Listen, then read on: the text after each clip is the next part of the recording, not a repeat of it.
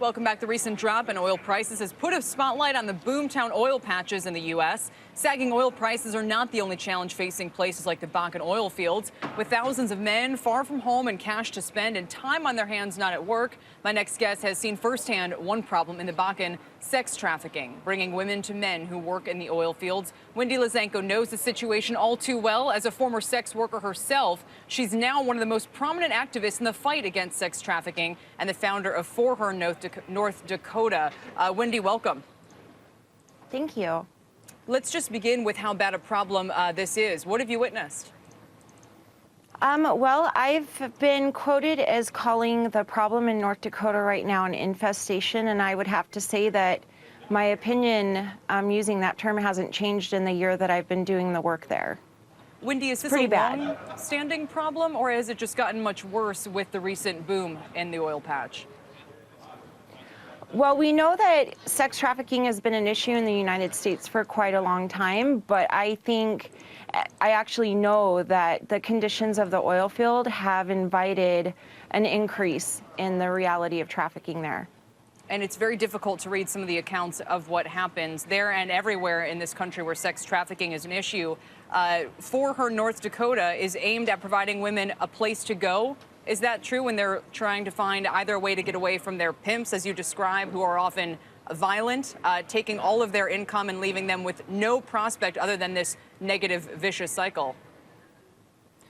Correct. Right now, we're focused for 2015 on opening the first shelter that will serve victims of sex trafficking primarily, but we do collaborate with existing programs around the nation. So if we get a girl who's in need of services, we quickly engage with those other organizations and get her out of the state and into services. Have you been able to raise the funding that you're looking for, Windie, from either private institutions, public ones? And what are the biggest challenges you face? I think awareness has been one of the biggest challenges. It's engaging people's heart in the reality of the issue.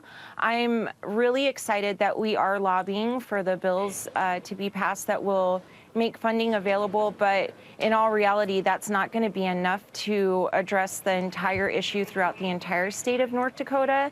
So we are definitely looking for private funding. We're doing fundraisers and doing whatever we can to raise the money in order to open the shelter.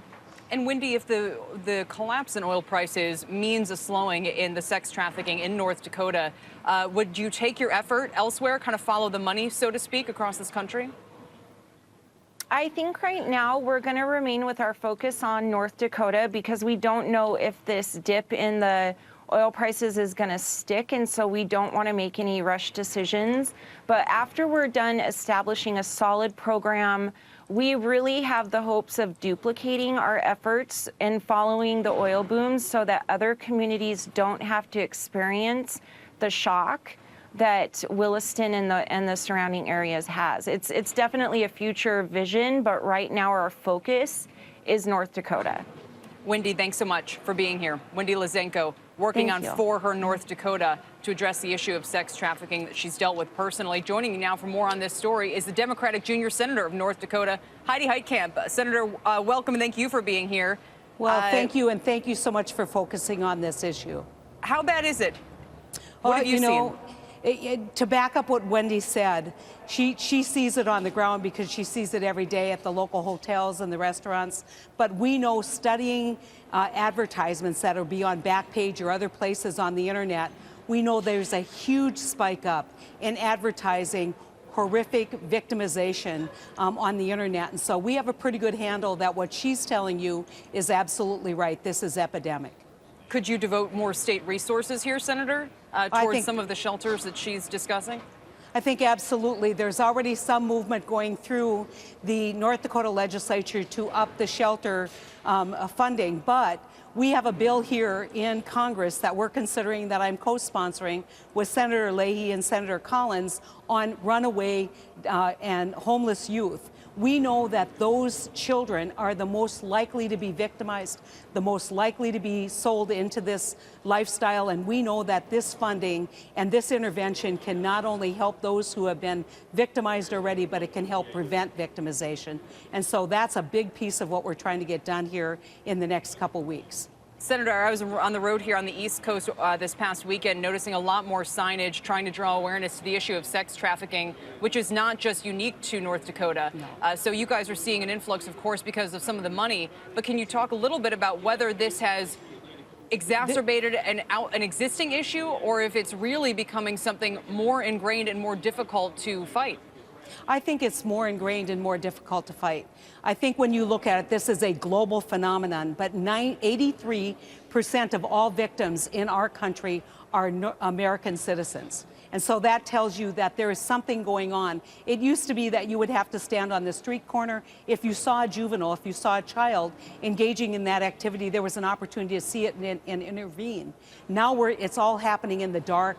It's all happening in the internet, the dark net, and it's more and more pervasive. And I will tell you this, based on the analysis that we've done, it is interconnected with drug crime, it's interconnected with gun running, it's interconnected with all kinds of organized crime. And so those people who think this is simply willing buyer, willing seller, another iteration of prostitution, are wrong. These are children. The average age is 13 in this country.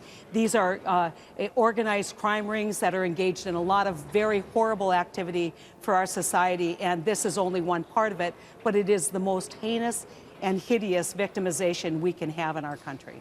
I was just, Senator, before you go, going to raise that issue about what proportion of sex trafficking victims are children. You said the average age is 13. Does that mean it's roughly 50% of them?